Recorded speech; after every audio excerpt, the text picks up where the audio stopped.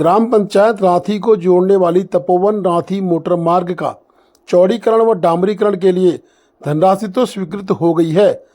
माह अप्रैल 2024 को विभाग के द्वारा निविदाएं भी लगा दी गई थीं। पहले ये सड़क लोक निर्माण विभाग के अधीन थी। लोक निर्माण विभाग की बड़ी लापरवाही के कारण सड़क का सुधारीकरण या विस्तारीकरण नहीं हो पाया था। ग्रामीणों द्वारा सड़क की सुधारीकरण व डामरीकरण के लिए कई बार चक्का जाम व आंदोलन किया गया था। प्रदेश के तीन मुख्यमंत्रियों की घोषणा के बाद भी सड़क का सुधारीकरण नहीं हो पाया था। उपरोक्त संबंध में पूर्व जिला पंचायत सदस्य व ग्राम प्रधान श्रीमती लीला धामी के द्वारा तत्कालीन जिलाधिकारी आशीष चौहान से अनुरोध किया कि रांथी मोटर मार्ग का स्थलीय निरीक्षण कर रिपोर्ट शासन को भेज निर्माण कार्य प्रारंभ करने के लिए आवश्यक कार्य अमल में लाने की कृपा कीजिए। तत्कालीन जिलाधिकारी ने रांथी मोटर मार्ग का स्थलीय निरीक्षण कर अपनी रिपोर्ट शासन को भेजी और मुख्यमंत्री श्री पुष्कर सिंह धामी ने तुरंत संज्ञान लेते हुए सड़क के निर्माण कार्य के लिए 8 करोड़ रुपए स्वीकृत कर कार्यदायी संस्था पीएमजीएसवाई को हस्तांतरित कर दिए।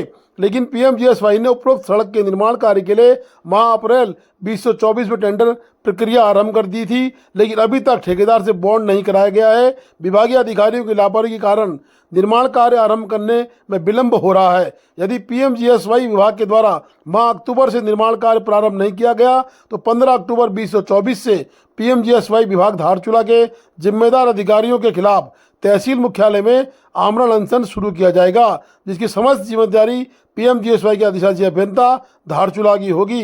केशर सिंह धामी, सामाजिक कार्यकर्ता, धारचूला के द्वारा सूचना जारी।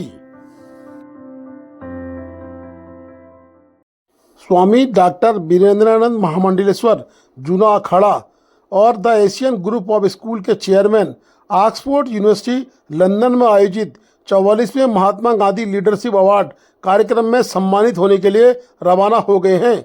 2 अक्टूबर को ऑक्सफोर्ड यूनिवर्सिटी में आयोजित इस कार्यक्रम में स्वामी जी को महात्मा गांधी लीडरशिप अवार्ड से सम्मानित किया जाएगा।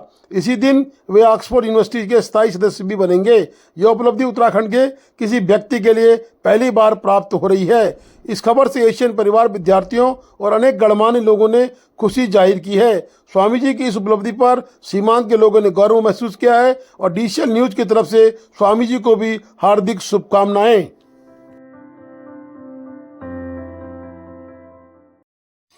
राष्ट्रपिता महात्मा गांधी एवं देश के पूर्व प्रधानमंत्री स्वर्गीय लाल बहादुर शास्त्री जी की जयंती जनपद में धूमधाम से मनाई जाने की तैयारियों को लेकर मुख्य विकास अधिकारी पिथौरागढ़ डॉक्टर दीपक सैनी की अध्यक्षता में विकास भवन सभागार में एक आवश्यक बैठक संपन्न हुई।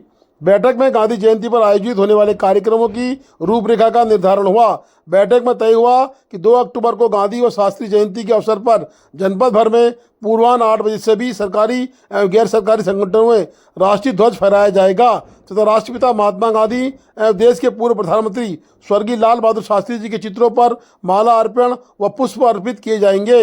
वहीं कार्यालय अध्यक्षों द्वारा अहिंसा, शांति व स्वच्छता सेवा की शपथ दिलाई जाएगी तथा गांधी जी और शास्त्री जी के जीवन मूल्यों पर प्रकाश डाला जाएगा। जनपद मुख्यालय पिथौरागढ़ के पूर्वाह्न 8 बजे कार्यालयों में ध्वजारोहण व माल्यार्पण के बाद पिथौरागढ़ स्थित गांधी चौक पर पूर्वाह्न 9 बजे सर्वधर्म प्रार्थना सभा एवं पूर्वाह्न 9:30 बजे कताई बुनाई कार्यक्रम का आयोजन किया गया है। स्वतंत्रता संग्राम सेनानी कितने हैं हमारे यहाँ? कोई नहीं है हमारे यहाँ से रजिस्टर्ड। 1988 बैच की आईएएस अधिकारी राधा रतुड़ी अपनी रिटायरमेंट से 2 माह पूर्व 31 जनवरी 2024 को मुख्य सचिव बन गई थीं। 2 महीने का कार्यकाल समाप्त होने के बाद उन्हें प्रदेश सरकार ने 6 महीने की सेवा का विस्तार दे दिया था। आज फिर राधा रतुड़ी को 30 सितंबर को 6 महीने का कार्यकाल समाप्त होने के बाद फिर से 6 माह का सेवा विस्तार दे दिया गया है। मुख्य सचिव राधा रतुड़ी 6 महीने के लिए सेवा में रहेंगी।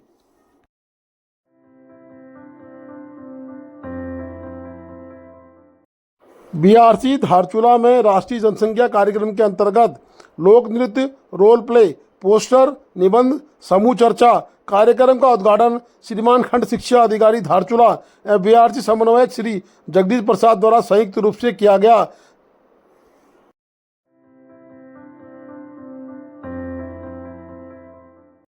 पर्यटन किसी भी देश की समृद्धि का प्रतीक हो सकता है। यह सांस्कृतिक आधार पर तो लोगों को प्रभावित करता ही है, साथ ही देश की आर्थिक स्थिति को बढ़ावा देने में योगदान देता है।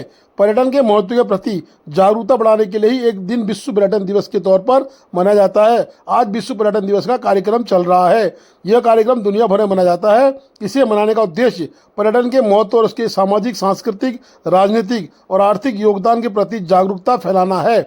पर्यटन न केवल विभिन्न संस्कृतियों और स्थानों को जोड़ता है, बल्कि यह वैश्विक अर्थव्यवस्था का एक प्रमुख हिस्सा भी है और जो कई देशों के लिए आय और रोजगार का महत्वपूर्ण स्रोत बनता है।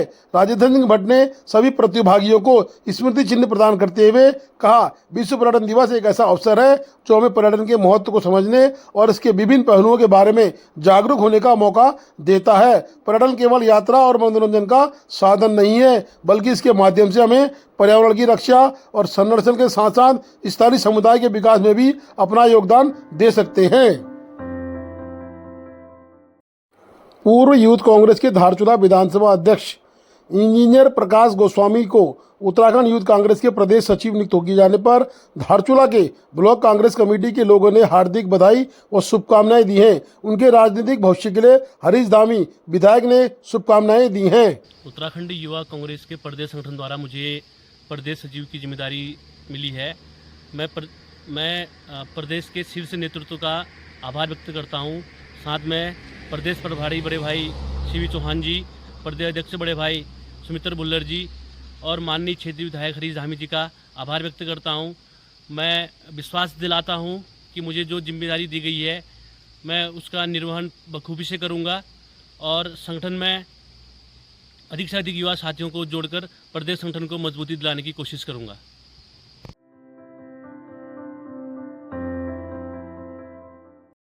मुख्य विकास अधिकारी डॉक्टर दीपक सैनी ने थल सासलिंग रोड का निरीक्षण किया।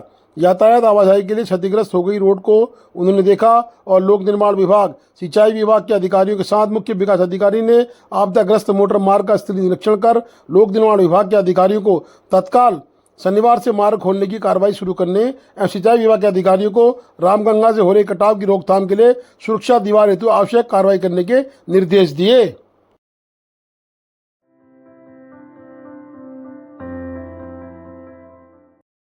ब्लॉक सभागार धारचूला में आज मनरेगा व अन्य कार्यों के वार्षिक लेखा जोखा का ऑडिट किया गया। बता दें कि वार्षिक लेखा जोखा के ऑडिट में शिक्षा उप शिक्षा अधिकारी धारचूला, बीडीओ धारचूला व ऑडिट की जो टीम धारचूला में आई है उनके द्वारा प्रधानों के कागजात, मनरेगा के कागजात इत्यादि जांच की गई। साथ ही कागजातों की जांच के उपरांत उन्होंने ग्रामीण क्षेत्रों में व्यक्तिगत रूप से जाकर भी देखा कि क्या मनरेगा के अंतर्गत कार्य हुए हैं या नहीं हुए हैं। अभी तक 62 ग्राम सभाओं की मनरेगा के अंतर्गत जांच हो चुकी है और उनका ऑडिट जारी है। ब्लॉक सभागार में सभी पंचायत प्रतिनिधि मौजूद थे। पंचायत प्रतिनिधि के मुखिया बीडीओ धारचूला के सम्मुख उक्त कार्रवाई लगातार जारी थी। सुचारू रूप से ऑडिट की प्रक्रिया में लोगों ने भाग लिया है। 62 ग्राम पंचायतों का ऑडिट आज धारचूला ब्लॉक सभागार में हुआ है। जो ऑडिट छूट गए हैं वो अन्य जगह बात किए जाएंगे। ऑडिट के उपरांत लोगों के कागज जमा करने के बाद ऑडिट के लिए जो टीम आई है वो स्थानीय स्तर पर भी गांवों में जाकर ऑडिट में हुए कार्यों का निरीक्षण भी कर रही है।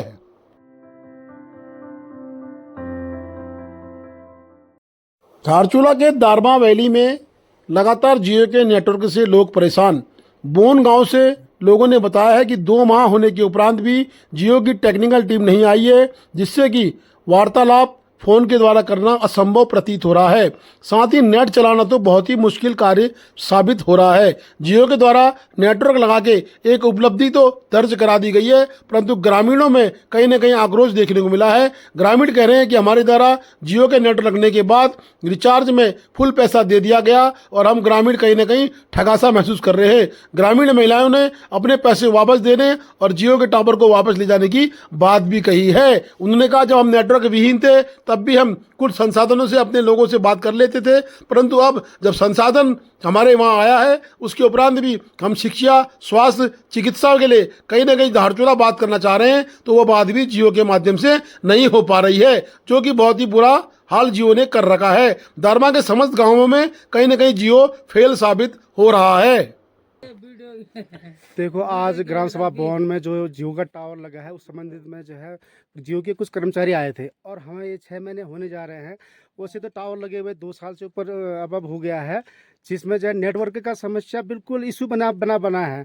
और जो इसके जियो के जो कर्मचारी आते हैं, हाँ नहीं हम बना दिया हमने, हाँ बना दिया, बस अब नेटवर्क आ जाएगा तब वो अपना यहाँ से निकल लेते हैं, फिर देखते हैं वही हाल। तो बड़ा दुखी होकर हमारी जनता आक्रोश में है। ये आप देखिए जियो के जो है कर्मचारी आए हैं। साहब नाम क्या है तुम्हारा भाई, बताओ भाई।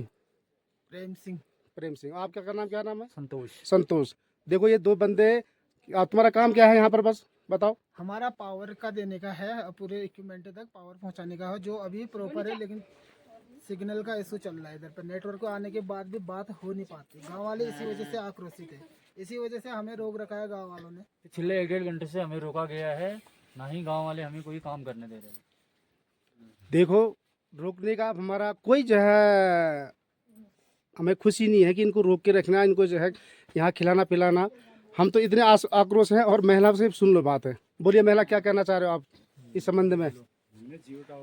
अरे जियो टावर को सुधारो, ये 6 महीना से हमें बैलेंस से भरते हुए, या तो हमारा रिचार्ज का 6 महीने का पूरा दे दो, रिचार्ज भरो, या तो इसको सुधारो, या तो इसको उखाड़ के फेंको। उतना ही चाहिए। हम खाली ये जियो टावर खड़ा करने का ही नहीं है, ये हमें बहुत ही समस्या है हमको, हमारा पैसा कितना बर्बाद हो रहा है, बहुत ही समस्या है ये 2 साल हो गए, अभी तक ढंग से बात नहीं हो रहा है, हमारा पैसा बर्बाद हो रहा है।